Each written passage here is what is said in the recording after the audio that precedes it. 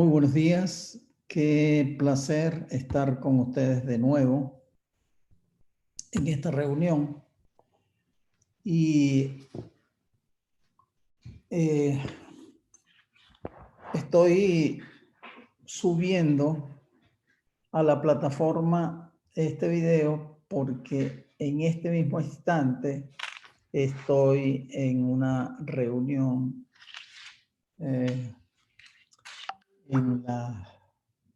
aquí en el UNAF.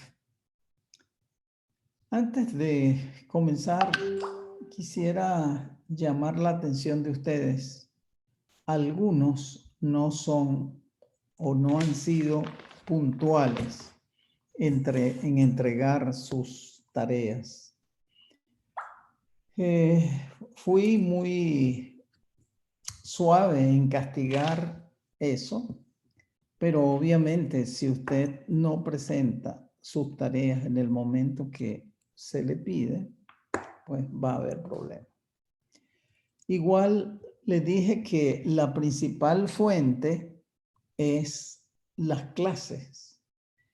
Y cuando usted vaya a consultar una otra fuente, debería ser o un texto o una revista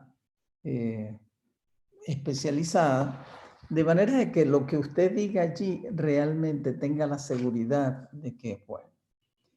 Muchos lo que hacen es, por ejemplo, esto lo hicieron varios.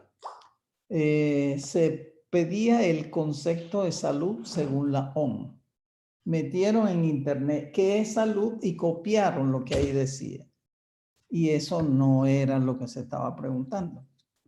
El concepto de salud de la OMS está definido y casi es palabra por palabra que hay que decir. De tal manera que no estuvo bien. Eso. De todas maneras lo voy a repetir. Esta fuente que estamos dejando aquí en la plataforma es confiable, porque si la idea es vaya y consulte internet, entonces no tendríamos necesidad de dar clase, simplemente lo que haríamos es decirle el tema, usted le doy algunas preguntas y usted la busca por internet. Pero obviamente que así no es. Así que ojalá que puedan tomar en cuenta estas recomendaciones. Y la razón simple es que la internet permite escribir lo que usted quiera. Y lo que usted quiera puede ser bueno o puede ser malo. Entonces, ¿quiere decir que no se puede consultar a internet? No, sí se puede consultar a internet, pero para consultar a internet uno tiene que saber que sea buena información.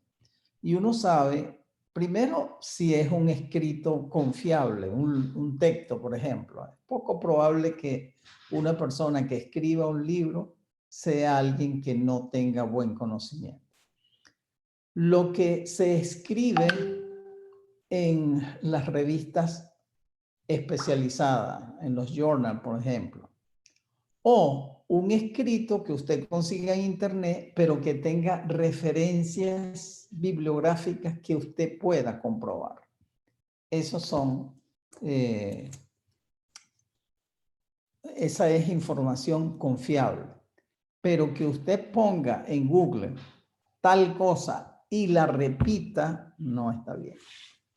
Muy bien, vamos entonces a comenzar nuestra clase del día de hoy. Y hoy vamos a hablar del aparato digestivo.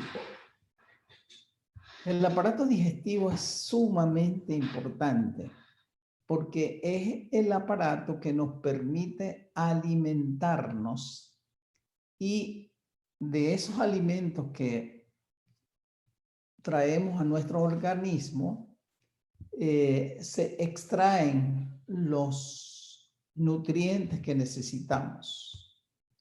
Ahora, cuando ustedes vean cómo esto funciona, van a ver que es la propia maravilla de Dios. Así que vamos a entrarnos en este tema en el día de hoy. El aparato digestivo está formado por la boca, el esófago, el estómago, el intestino delgado, el intestino grueso y finalmente sale al exterior a través del ano. Es un tubo continuo y en ese tubo continuo van a haber diferentes funciones que se van a ir haciendo.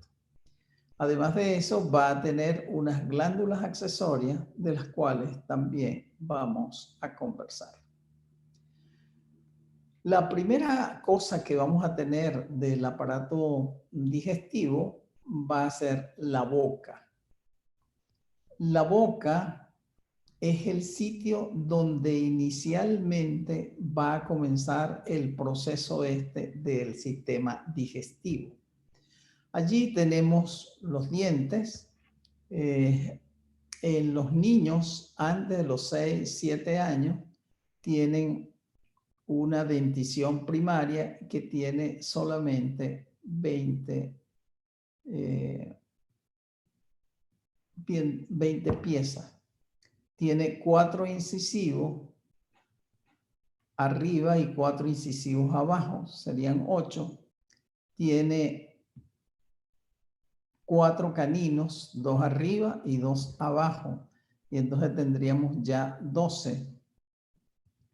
Y para completar tenemos 8 muelas, 4 arriba y 4 abajo.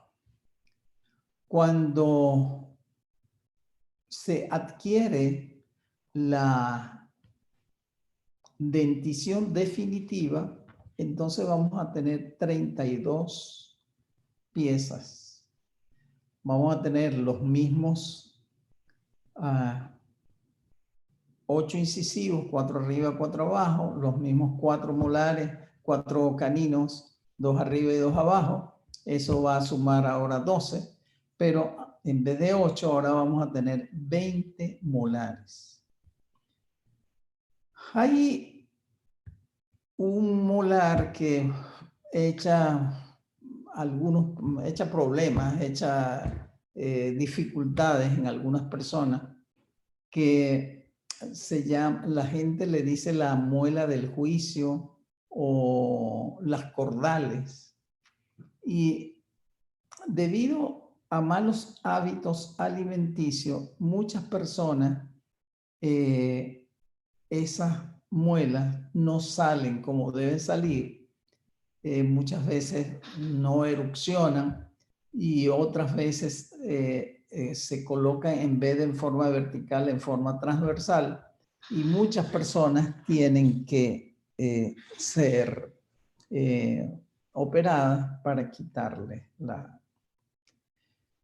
esas muelas. Luego allí vamos a tener la lengua.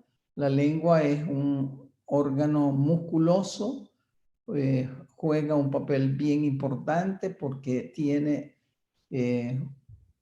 papilas gustativas, lo cual nos permite conocer los sabores de los alimentos. Y ustedes conocen los sabores que hay: dulce, amargo, ¿cuál es más? Irritante, picante. Eso. Tenemos papilas que nos permiten hacer eso. También allí dentro de la boca vamos a ver las amígdalas. Las amígdalas tienen una función de formar tejido linfático y tienen importancia cuando se está formando este tejido, donde vamos a formar algún material de tipo inmunológico. Y eso que llaman la campanilla o la úvula, que permite modular el movimiento del aire que está saliendo cuando hablamos, cuando respiramos. Bien, tiene funciones importantes la boca, porque con sus dientes permite cortar los alimentos. Los incisivos tienen esa función, cortar los alimentos. Los caninos tienen la función de desgarrar los alimentos y los molares tienen la función de triturar los alimentos. Cuando nosotros comemos, bueno, lo primero que vamos a hacer es precisamente cortar los alimentos y luego lo masticamos. En el proceso de masticación van a funcionar las diferentes funciones que le estoy diciendo que tienen los dientes. Y entre ellos, naturalmente, está la de triturar. Esos movimientos que hace la boca con los dientes hace algo bien importante, que es que mezcla los alimentos con saliva. Y en vez de ser como estaban, ahora se forma una especie de bola que se llama el bolo alimenticio. Y una vez que se ha formado el bolo alimenticio, al deglutir, la lengua empuja el bolo alimenticio hacia abajo en un proceso que se llama deglución.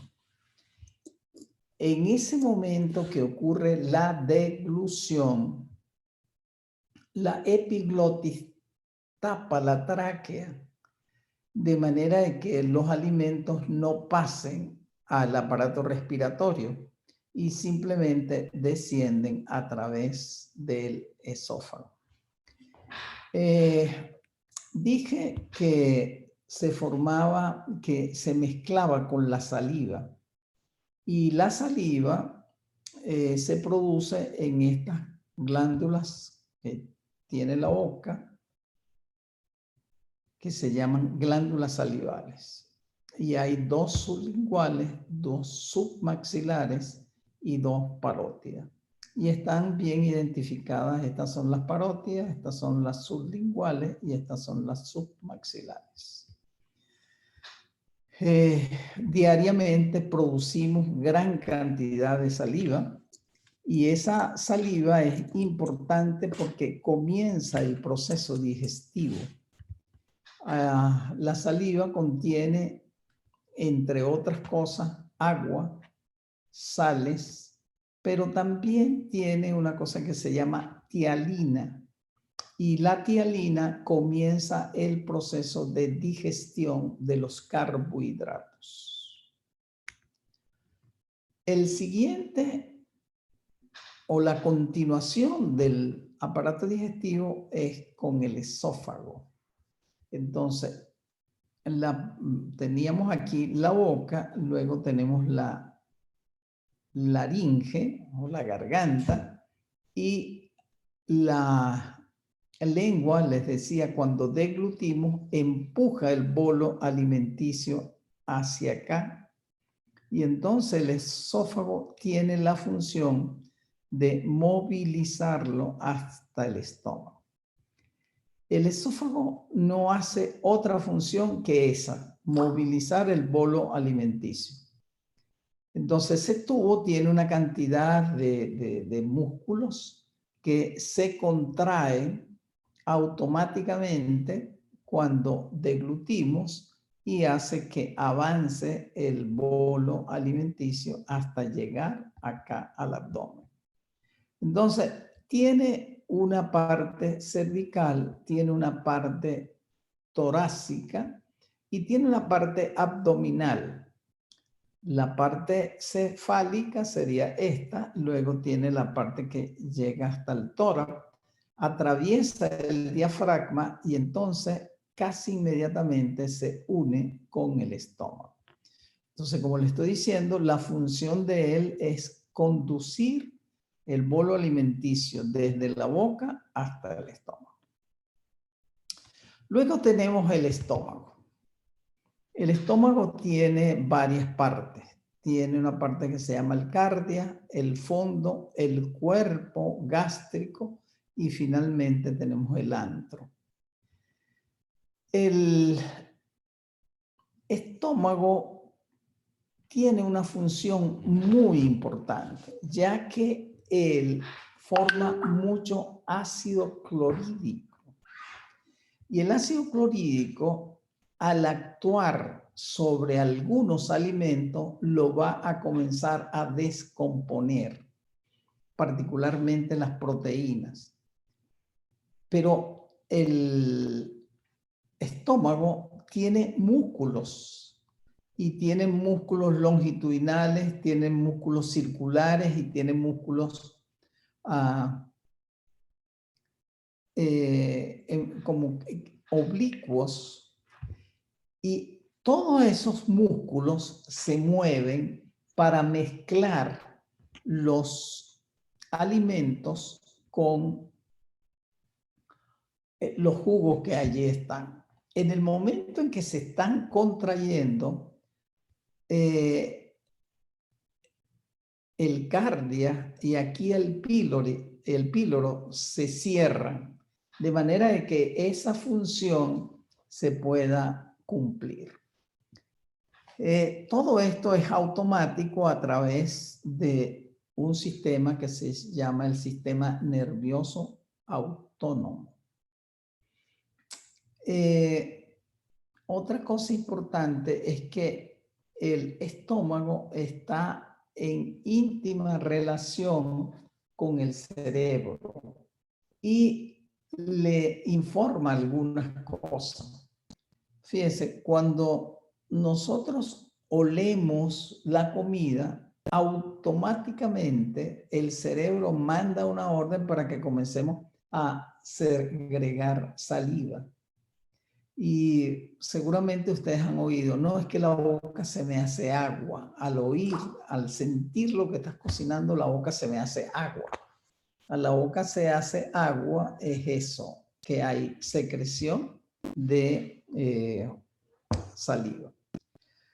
El estómago también le informa al cerebro y el cerebro ordena que haya salida de los jugos gástricos, pero además de eso, nos quita, hay unos receptores de saciedad.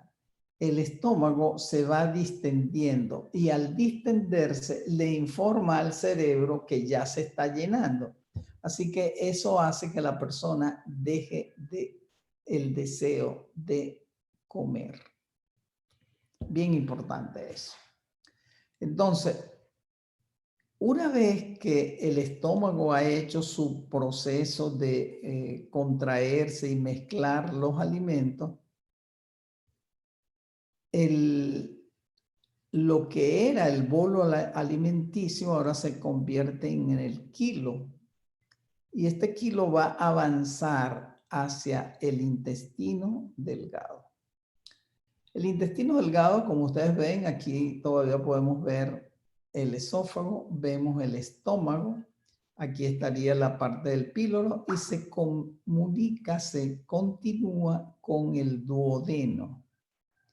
El duodeno es la primera porción del intestino delgado, tiene como forma de una C.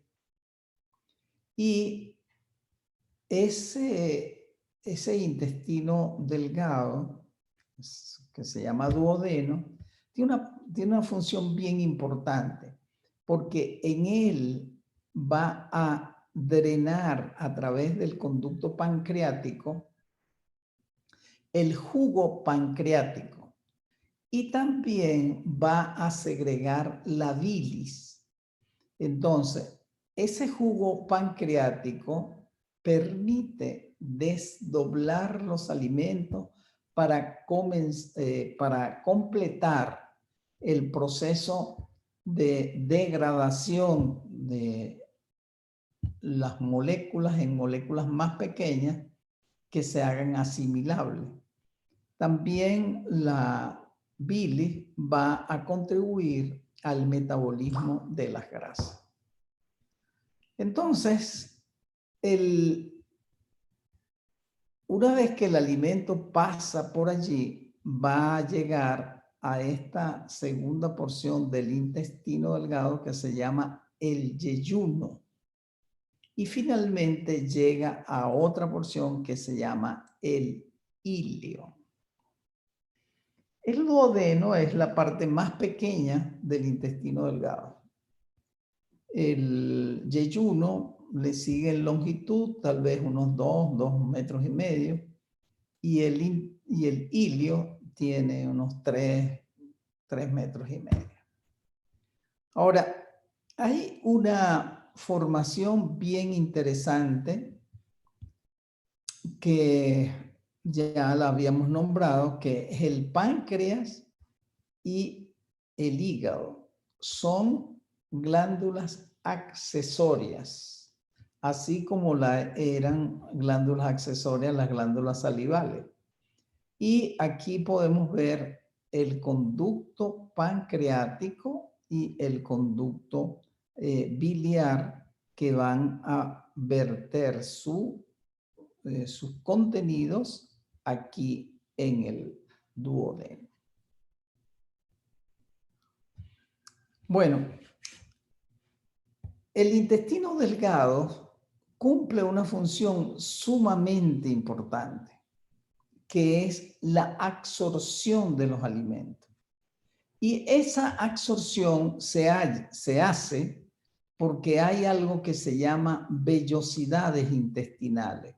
Y las vellosidades intestinales son como pequeños arbolitos, pequeños palitos que están en la mucosa intestinal. Esa mucosa intestinal va a tener vasos sanguíneos, que son arterias y venas, y eso forman capilares, pero también tienen conductos que toman linfa. ¿Y qué es lo que va a pasar? Imagínense, esto que estamos viendo agrandado aquí es el intestino por dentro. Entonces, el alimento está pasando por aquí, pero como el alimento ya se descompuso en sustancias asimilables, entonces esas sustancias asimilables son absorbidas aquí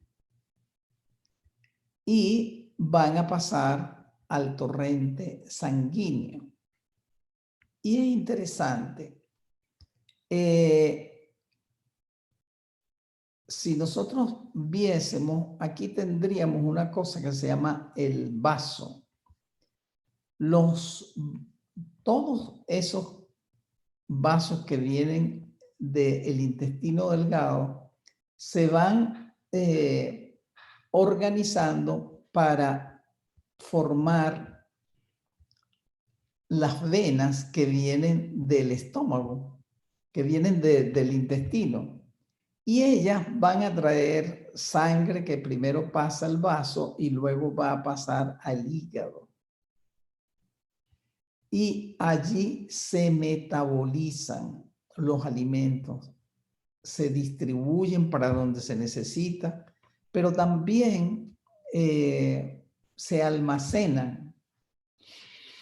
No todo lo que estamos ingiriendo lo vamos a necesitar en ese momento. Y entonces el hígado tiene esa importante función, que es como un gran laboratorio para nuestro cuerpo, porque allí no solo que se procesa, sino que se almacenan las sustancias que nosotros vamos a necesitar para poder vivir, para poder funcionar. Entonces, ese conjunto de capilares que vienen de las vellosidades, miren ustedes cómo forman esas venas que van a salir entonces de las vellosidades, y se van a unir varias de ellas para formar la sangre que va a regresar al vaso y posteriormente al hígado. Finalmente, una vez que se absorbió todo el material que había que absorber, llega el hilio al colon. El colon tiene varias partes. Tiene una cosa que se llama ciego. En el ciego tiene esta pequeña porción que se llama la apéndice. Luego tiene esto que se llama el colon ascendente, el colon transverso y el colon descendente. Después del colon descendente vamos a tener el sigmoide recto y finalmente se abre al exterior para llegar al ano. Bueno, aquí cuando llega el material que no se absorbió es porque ya no se podía partir o ya es material de desecho. Ese material de desecho entonces llega aquí al colon. El colon también va a tener movimientos que hacen avanzar lo que está llegando allí. Pero el colon, la función fundamental que tiene es absorber agua. Y esa función la cumple a cabalidad. Y a medida que va avanzando, entonces el material que está allí va a ser menos líquido. Primero es pastoso, finalmente se pone más sólido y se acumula aquí en el recto sigmoide, también la llaman la ampolla rectal, y allí se acumulan las heces y usted aprende a evacuarla. Ese proceso de evacuación es automático, pero también es consciente, porque usted tiene el deseo de evacuar, pero usted puede inhibir ese deseo y aguantar hasta el momento en que usted decida que lo debe hacer. Ahora, mire, hay algo que se llama la higiene del aparato digestivo. Cuando uno habla de higiene, muchas veces eso se entiende como limpieza. Pero cuando se habla de higiene del aparato respiratorio, del aparato circulatorio, de la cavidad bucal, no se está hablando necesariamente de higiene, sino del cuidado, del bien hacer, de hacer las cosas bien. Por ejemplo, cuando nosotros estamos comiendo, una higiene del aparato digestivo sería masticar bien los alimentos. ¿Y por qué? Bueno, porque si usted mastica bien los alimentos, lo mezcla con saliva, los tritura, es como que si los moliera, y naturalmente va a ser mucho más fácil hacer el proceso digestivo si usted lo hizo así, a que si usted no trituró los alimentos. ¿Sabe que mucha gente dice que los granos le caen mal? Y es verdad que le caen mal, le da flatulencia y le da dolores y todo ese poco de cosas. Pero mucho de eso ocurre porque la gente come apresuradamente y no tritura los alimentos. Por supuesto, si usted se mete un bocado de comida y no lo mastica y lo deglute, el cuerpo va a hacer su función, que es empujar el bolo hacia el esófago. Pero estaría mucho mejor o funcionaría mejor el sistema digestivo si usted se tomara tiempo para masticar los alimentos. Al masticarlo, combina los alimentos con saliva y eso permite el proceso, iniciar el proceso digestivo, pero además de eso está baboso. Y si está baboso es mucho más fácil que descienda a través del colon, del esófago. ¿Qué otra cosa pudiéramos decir de la higiene del aparato digestivo? Bueno, en la higiene del aparato digestivo entra la higiene de la boca. Y en la higiene de la boca, probablemente este problema que yo dije, que muchas personas ahora no les sale los grandes molares, lo que llaman las cordales o la muela del juicio, y los odontólogos le dicen los 8. La razón es muy sencilla. Es que hemos cambiado tanto la forma de comer que no se estimula la mandíbula, y al no estimularse, eso puede interferir para que los dientes no salgan como deben salir. Miren lo siguiente, antes no habían papillas, no habían esas cositas con poticas y todo eso, sino que al muchachito apenas tenía dientes, lo hacían comer cambur, manzana, y él ejercitaba la masticación. Como eso no se hace ahora, porque ahora se disponen de las papillas, se disponen de las licuadoras, ese mal uso, y pudiéramos decir mala higiene de la cavidad bucal, hizo que no salgan esas muelas de las que le estoy hablando. Pero además de eso, ocurre mucho apiñamiento. Apiñamiento, antes la gente le decía de una forma vulgar, decían, es que tienen los dientes encaramados. Los dientes encaramados es que no salen como deberían salir, alineados. Y si usted ve personas viejas, los viejos no usaban brackets. ¿Y por qué? Bueno, porque se usaba estas cosas que te están diciendo. Comías manzana temprano, zanahoria temprano, coco temprano, y te hacía desarrollar bien la cavidad bucal.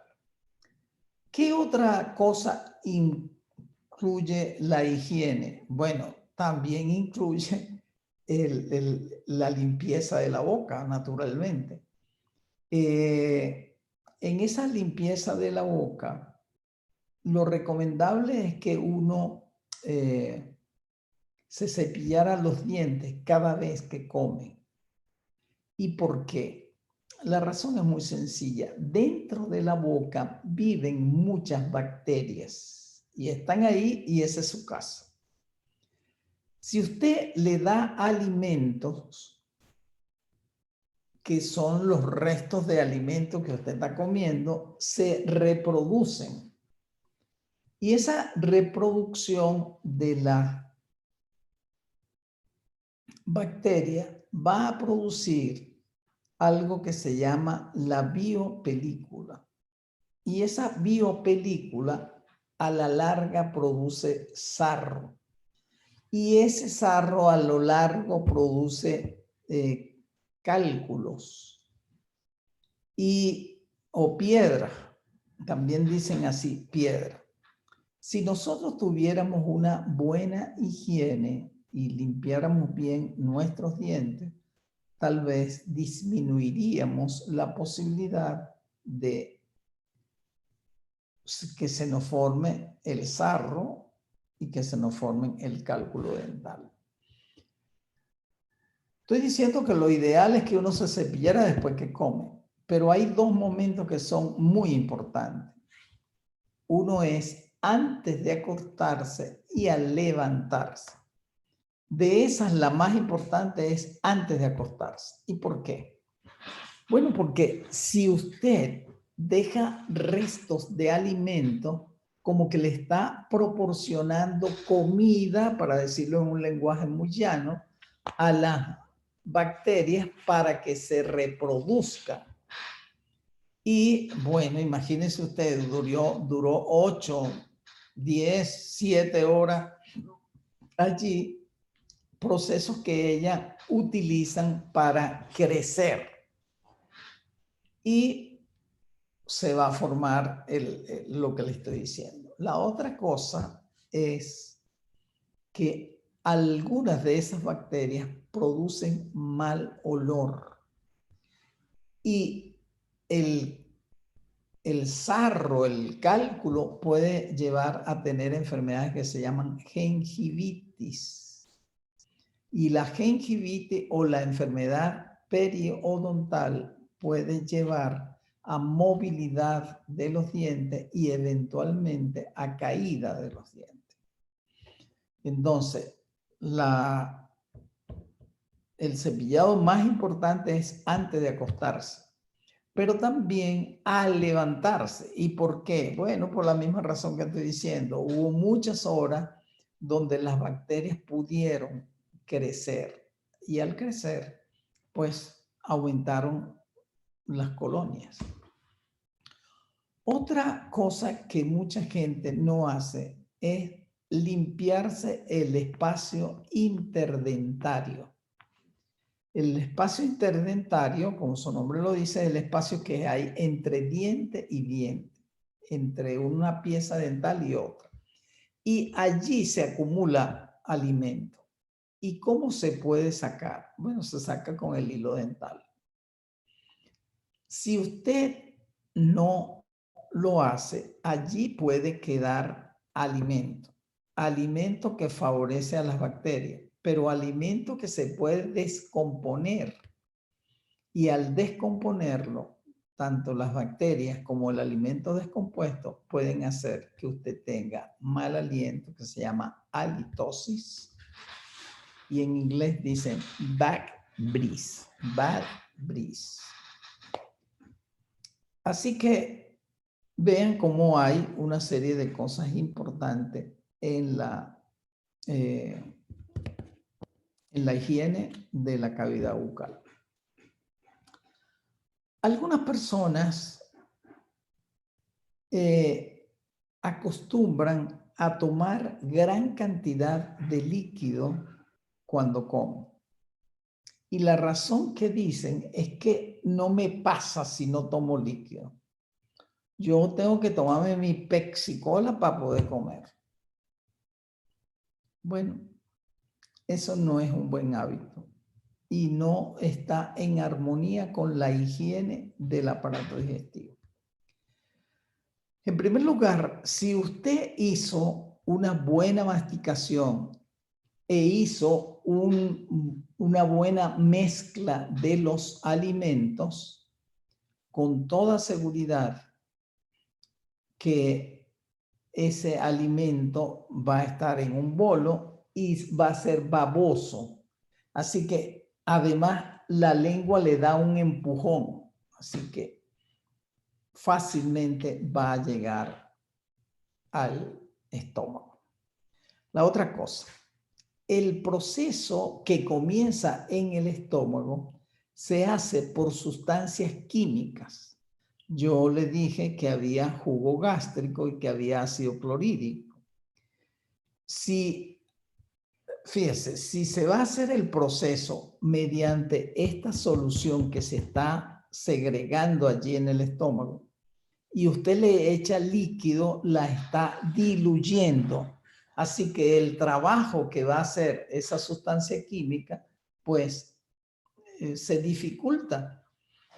Yo no sé si a alguno de ustedes alguna vez le ha caído ácido de batería en la ropa. Eso rompe la ropa. Pero si usted le cae ácido e inmediatamente le echa abundante cantidad de agua, no le pasa nada. ¿Y por qué no le pasa nada? Bueno, simplemente porque diluyó el ácido. cuando nosotros ingerimos gran cantidad de líquido, ese líquido que estamos ingiriendo diluye el jugo gástrico y no hace la función que debería hacer. Otra cosa que no se debe hacer es tomar alimentos fríos, porque el refresco que usted está tomando frío paraliza para el estómago hasta que el estómago vuelva a imprimirle el calor y entonces él comienza a trabajar de nuevo. Así que estas dos cosas pueden realmente traer dificultades. Bueno, de allí en adelante el proceso es más o menos automático, se va a hacer, haga usted lo que haga, y llegamos al colon. En el colon se absorbe el agua y si usted no bebe agua, el colon de todas maneras va a tratar de sacar la mayor cantidad de agua que pueda del producto de desecho. Y si usted no bebe agua, simplemente lo que va a pasar es que no va a evacuar todos los días y sus heces van a ser muy gruesas y muy secas. Así que para evacuar usted va a tener que hacer un gran esfuerzo. Y ese esfuerzo incluye que usted puje. Y al pujar va a producir distensión de los plexos venosos que están allí en el recto sigmoide, en el recto y el ano. Y se produce lo mismo que se produce en las piernas de algunas damas, que son dilatación, que se llaman varices. Bueno, estas venas que están allí en el ano y en el recto también se dilatan, también producen esas varices y eso se llama hemorroides.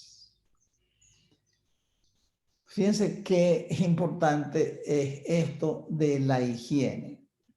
También es importante que usted mantenga los alimentos en sitios seguros, los que se descomponen, mantenerlos en nevera, que estén bien cocidos, los que deben ser cocidos. Todo esto va a contribuir a que usted tenga una mejor higiene del aparato digestivo, y tener una mejor higiene del aparato digestivo definitivamente lo va a hacer que usted funcione mejor. Bien, vamos a continuar con nuestra siguiente clase que, como ustedes vieron, se titula Cuerpo literal y cuerpo espiritual. Todos ustedes saben esto, así que esta clase va a ser muy sencilla y muy rápida porque es simplemente recordarles cosas que ustedes aprendieron cuando estaban en la escuela. El cuerpo literal es que usted tiene una cabeza, un tronco y unos miembros. Y se llama los miembros superiores y los miembros inferiores. Y el tronco tiene la parte que tiene que ver con el tórax y la parte que tiene que ver con el abdomen. Ahora, en la cabeza vamos a tener el sistema nervioso. Y el sistema nervioso va a ser un sistema que se llama autónomo y uno que se llama consciente. La parte consciente funciona en la parte más superior del sistema nervioso central, que es la corteza cerebral. El hombre tiene unas características muy especiales a nivel de esa cabeza porque tiene el cerebro mejor desarrollado. Y la corteza que tiene el hombre no la tiene ningún otro ser vivo, no la tienen los animales. Si bien es cierto que los animales pueden tener una corteza cerebral, tienen que tenerla, pero ellos no pueden hablar, no pueden cantar, no se pueden imaginar cosas, no pueden tener una mente creativa. Esto de mente creativa es tan importante. Ustedes saben que el hombre puede imaginar cosas que no existen y eso lo puede hacer para bien o para mal. Pero imagínense un arquitecto. El arquitecto, antes de que existiera un edificio, él lo pensó en su cabeza, se lo imaginó. Antes de que él le diseñara una casa a usted, la diseñó en su cabeza. Y eso simplemente se puede hacer a través de la corteza cerebral que tenemos. Entonces, tenemos también un sistema que se llama el sistema autónomo. Y el sistema autónomo está un poco más abajo de la corteza, está a nivel del hipotálamo, está a nivel del tallo cerebral, y se hace una cantidad de funciones que no tienen, que la persona no piensa en ellas. Por ejemplo, en el hipotálamo está el centro de la atención, está el centro de la termorregulación, está el centro de la ira, está el centro del placer, del hambre, y todas esas cosas funcionan automáticamente, pero ellas dan información para que su cuerpo funcione en forma adecuada. Fíjense esto, si una persona tiene una hemorragia, sin que nadie le diga al cuerpo, él va a hacer una taquicardia, porque al mover la sangre más rápida, aunque haya perdido cierta cantidad, eso permite compensar la deficiencia que tiene. Entonces, todo esto que estoy hablando está a nivel del cerebro. Pero se transmite esto a través de los nervios. Y ese conjunto de nervios que va a llevar y a traer información al sistema nervioso central, está la médula y los nervios periféricos. Entonces tenemos sistema nervioso central que tiene que ver con el cerebro y la médula. Y un sistema nervioso periférico que son los pares craneales y los nervios que están distribuidos en todo el cuerpo. Ahora, esa cabeza que contiene el cerebro y que está protegida por una cavidad muy, muy interesante, que es el cráneo, le permite comandar todo el organismo y lo puede comandar en forma consciente, pero también tiene comandos que son automáticos y que aunque usted no piense, de todas maneras, esa función se está realizando. Esto es bien importante que lo sepamos. Ahora, el organismo trabaja en armonía. Todo funciona bien y todo funciona para que el otro órgano funcione bien. Imagínense ustedes, el riñón cumple una función muy importante. Pero si al riñón no se le manda sangre, no puede hacer nada.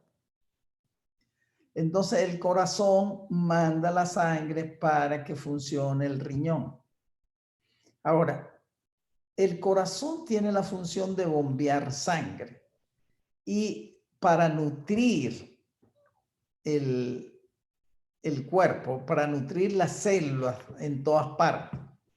Pero resulta que las células, para funcionar, necesitan glucosa, necesitan nutrientes y necesitan oxígeno. Si las células no tienen esas cosas, pues simplemente no funcionan.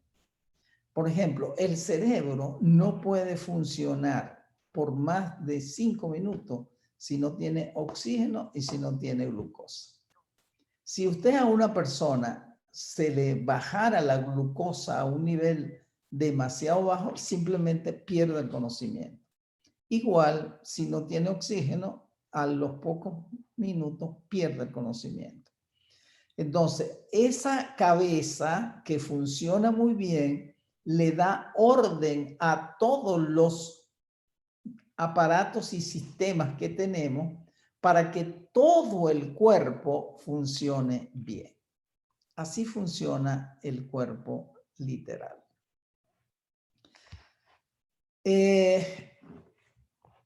Tal vez la idea de haber utilizado este símil es llevarlo a los aspectos espirituales. Y el conjunto, todo es necesario. La cabeza, el tronco, los miembros superiores y los miembros inferiores. Pero todo está interrelacionado. Y si hay un dedo que usted se dio un martillazo, todo el cuerpo siente. Y el sistema nervioso está consciente de eso. Y el sistema respiratorio está consciente de esto. Y el sistema circulatorio, antes de que usted piense, ya le mandó un poco de sangre allí para ayudar y vinieron plaquetas para que los vasos que se rompió se tapone. Todo funciona en forma genial. Ahora, Dios sometió todas las cosas al dominio de Cristo y le dio como cabeza de todo a la iglesia. Esta, que es su cuerpo, es la plenitud de aquel que lo llena todo por completo. Esto es lo que dice la Biblia. Entonces, nosotros haríamos muy bien en observar cómo es la armonía que existe en el cuerpo literal. Y ver cómo la cabeza, con su sistema nervioso central, comanda todas las cosas que hay. Eso lo hace a través de las neuronas. Pero una neurona es una célula muy especializada que tiene una dendrita. Por la dendrita le llega una información. Esa información llega al núcleo, el núcleo la analiza y da una respuesta. Y ese conjunto de respuestas es lo que permite que el organismo funcione así adecuadamente. Entonces, cuando nosotros pensamos en la iglesia, naturalmente que la iglesia es como un cuerpo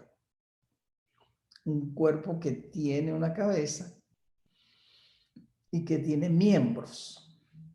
Y lo ideal sería que cada miembro hiciera lo que tiene que hacer a plenitud.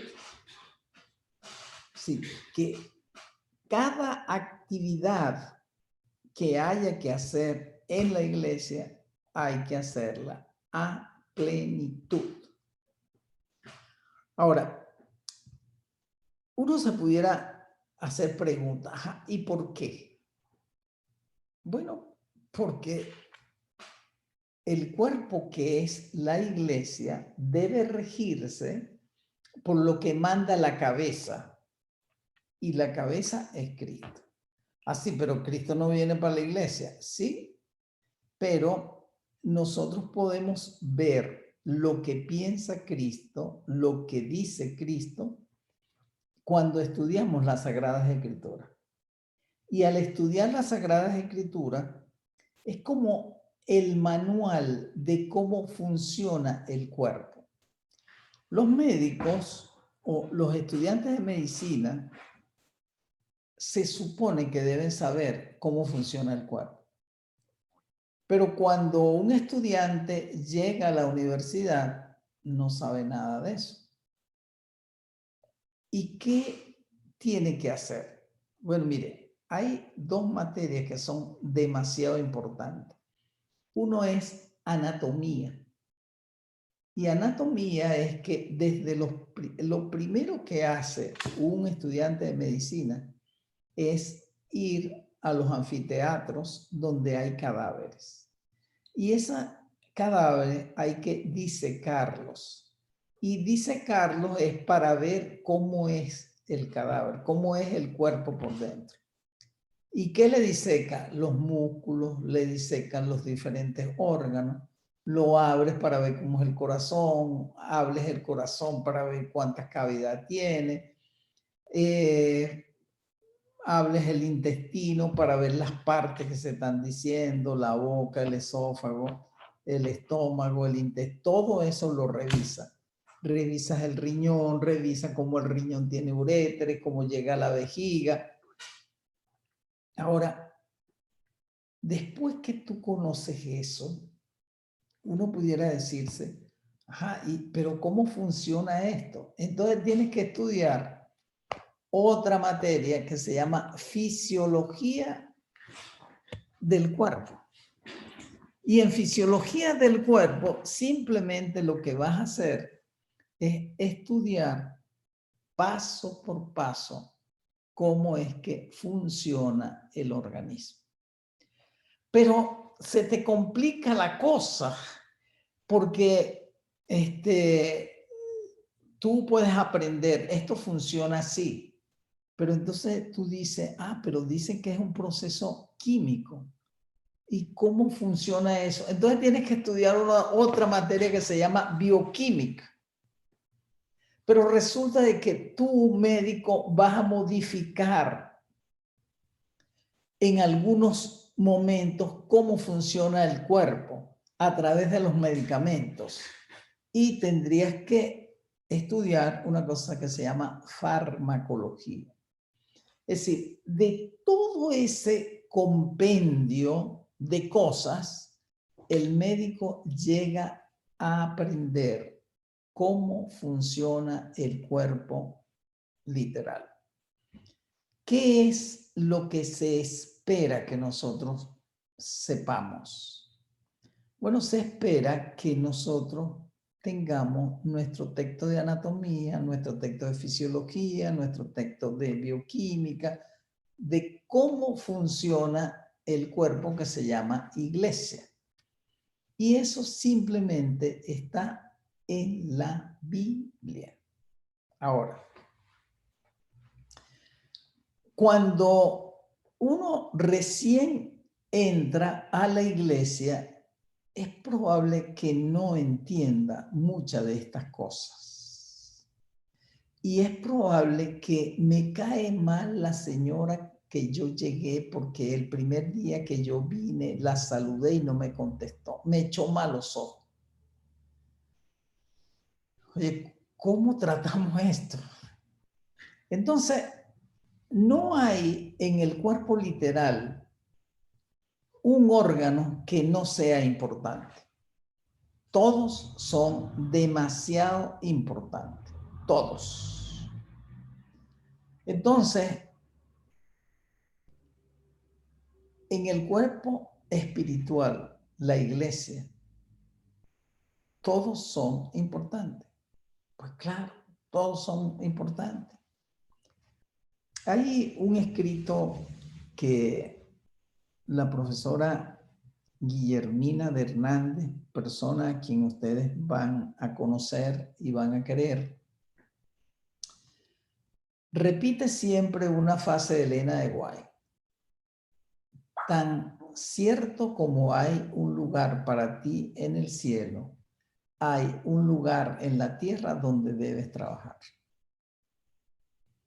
Y el cuerpo espiritual muchas veces no funciona bien porque nosotros, que tenemos una función que cumplir como debería cumplir cada parte del cuerpo literal, no la hacemos.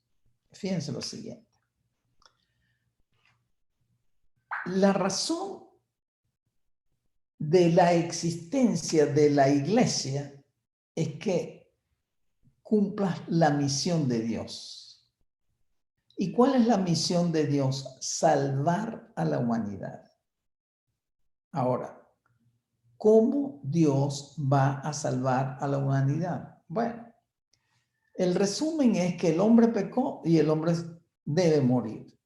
Pero Dios ama tanto a lo que Él creó que mandó a pagar la deuda del pecado. Y la mandó, como ustedes saben, por la muerte de Cristo. Ahora, una vez que Él murió, te dice a ti, hombre, mira, hombre, no hay problema que hayas pecado. Yo pagué la deuda. Pero a partir de ahora, tú tienes que hacer lo que yo digo en el manual de vida, en el manual del cuerpo espiritual. Ajá, ¿y qué diría ahí, por ejemplo? Ir y predicar a todo el evangelio a toda criatura. El que creyere y será y fuere bautizado será salvo. Esa es una función. Y una función que debería cumplir todos los miembros de la iglesia. Fíjense, hay funciones que cumplen todos los miembros del cuerpo. Por ejemplo, transmitir información. Todos los órganos del cuerpo transmiten información a quien deben transmitir. En la mano tenemos cantidad de terminaciones nerviosas que la función es informarle al cerebro si estamos tocando algo caliente, si estamos tocando algo frío, si estamos tocando... Y eso automáticamente hace que el cerebro responda. Pero si yo no transmito la información, me voy a quemar. Entonces, ¿cómo funciona realmente la iglesia? Funciona con una cabeza que es Cristo. Ahora, Cristo no va a venir a estar en la iglesia. Y entonces hay que colocar algunas autoridades. Y esta iglesia es muy interesante en el sentido que todas las decisiones se toman por un sistema democrático, representativo, pero que debe estar en armonía con lo que dice la Biblia y lo que dice el manual de iglesia. El manual de iglesia, a su vez, está en armonía con lo que dice la Biblia. Entonces, lo que yo hago debe estar imbuido en ese papel que yo estoy diciendo de hacer las cosas como Dios manda, como dice el manual que es la Biblia. Entonces vamos a tener en la iglesia un pastor. Se supone que el pastor es el representante de la iglesia como institución. Y él naturalmente debe velar porque en la iglesia se cumpla lo que dice la Sagrada Escritura. Pero los pastores tienen ancianos que le permiten a él actuar más eficazmente, porque el pastor no puede estar en todos lados. Así que él delega funciones para que la cumpla el cuerpo espiritual. En este caso, los ancianos. Pero los ancianos deben tener diáconos y diaconisas que los ayuden a funcionar. Pero ¿cuál es la función? Ir a discipular a la mayor cantidad de personas. El Señor dijo, toda potestad me es dada en el cielo y en la tierra. Id a ser discípulos, bautizándolos en el nombre del Padre, el Hijo y el Espíritu Santo, y enseñándoles las cosas que yo os he enseñado. Eso es lo que deberíamos hacer. Y se hace en un modelo que ya está determinado. Este modelo funciona con el pastor a la cabeza. A su vez, el pastor envía ancianos, los ancianos tienen diáconos y diaconisas, y con él pudieran trabajar en grupos pequeños, y en grupos pequeños pudieran hacer su función de discipulados. Nosotros como iglesia muchas veces estamos interesados en bautizar personas, y no está mal bautizar, pero lo más importante es discipular, porque el discípulo va a hacer lo que el maestro le enseña.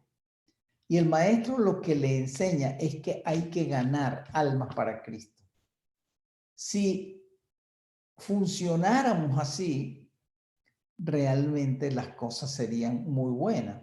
Y uno puede decir que serían muy buenas porque basta ver el ejemplo de lo que pasó en la iglesia primitiva con los discípulos. Dios le había dicho, mire, la cabeza dijo, váyanse y esperen que el Espíritu Santo descienda sobre vosotros. Y ellos se fueron y estaban unánimes orando, y descendió el Espíritu Santo. Y apenas descendió el Espíritu Santo, vemos que comenzaron a hablar en lenguas. Las lenguas que necesitaban oír las personas que estaban allí. Y imagínense ustedes que se bauticen 3,000 personas por la predicación de uno. Pero es que esos unos siguieron multiplicándose, porque cada día se hacían más discípulos. Ahora, tú que estás entrando en esto, pudieras preguntar, ¿y por qué hay que estarse preocupando en esto? Bueno, yo no sé si tú has notado el problema que tenemos en la humanidad, las pandemias, los robos, la maldad contra niños, contra ancianos, la corrupción, donde unos son ricos y otros son muy pobres, y el rico pisotea al pobre. ¿Tú quisieras que eso se mantuviera eternamente? La idea es no. Creo que todo el mundo estaría de acuerdo. No queremos eso. ¿Y qué es lo que tú quieres? Bueno, que venga Cristo. Pero resulta esto, que esto es importante saberlo. La iglesia funciona porque tiene una misión. Y la misión es que una gran cantidad de personas conozca el evangelio. Ahora, mientras nosotros no vayamos a ser discípulos, Cristo no va a venir. Y no va a venir por una razón muy fácil. Esas personas malas que nosotros decimos que son malos, son hijitos de Dios. Él los quiere. Y no quiere que se pierdan. Y si se pierden, no va a ser porque Dios quiso que se perdieran, sino porque Él tiene una iglesia que funciona demasiado bien, que funciona como funciona el cuerpo, y la orden es ir a ser discípulos, para que la mayor cantidad de personas haya oído del Evangelio. Si la mayor cantidad de personas ha oído el Evangelio, entonces definitivamente ahora no va a haber ningún problema para que Cristo venga, porque todas las personas van a ser responsables porque Él les dio a través de sus discípulos, a través de los miembros del cuerpo, el mensaje que deberían recibir para que cada quien, según lo que quiera, según su libre albedrío, pudiera decidir qué hacer. El Señor hace un símil muy interesante, porque el marido es la cabeza de la mujer, así como Cristo es la cabeza de la iglesia. Y Él es el que le da salud al cuerpo. ¿A cuál cuerpo? Al cuerpo espiritual, al cuerpo el cual nosotros deberíamos velar porque cumpla la función para la cual nosotros hemos sido determinados. Ahora mire, yo quisiera que ustedes recordaran esto siempre.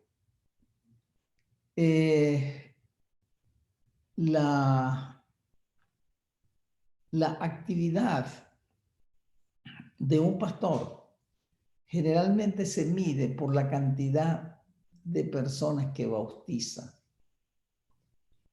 Y no está mal que se midan las cantidades de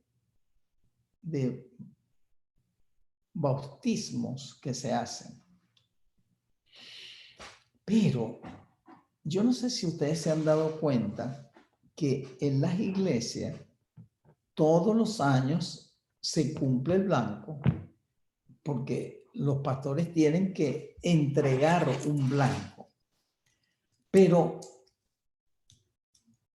los miembros siguen siendo los mismos. ¿Y por qué será? Bueno, porque algunos vienen y a los pocos días se van y no siguen yendo a la iglesia.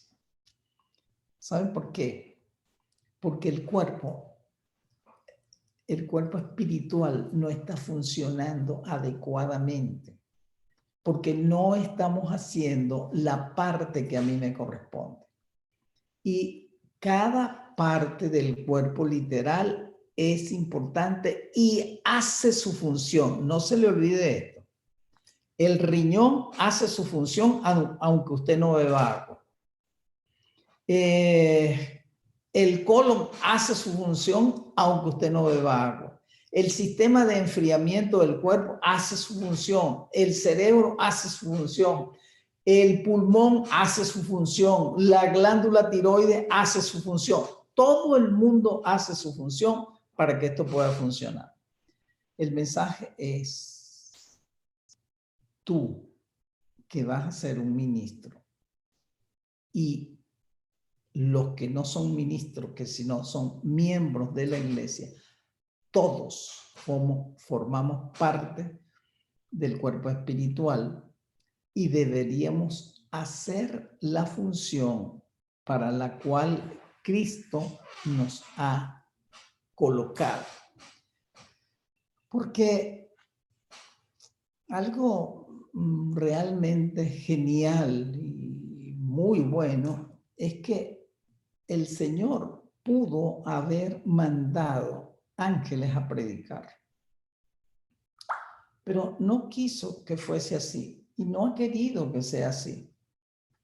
Incluso vemos que esa actitud del Señor está desde los tiempos de los discípulos.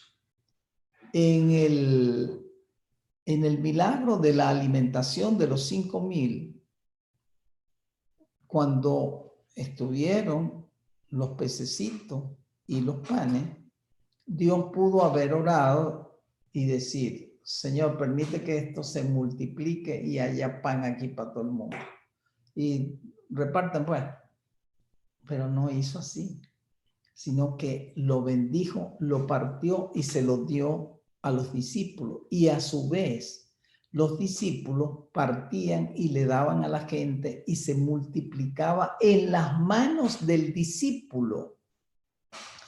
El Señor quiere que tú y yo participemos del milagro de la evangelización, del milagro de la misión, que es traer sanidad, traer salvación a la humanidad.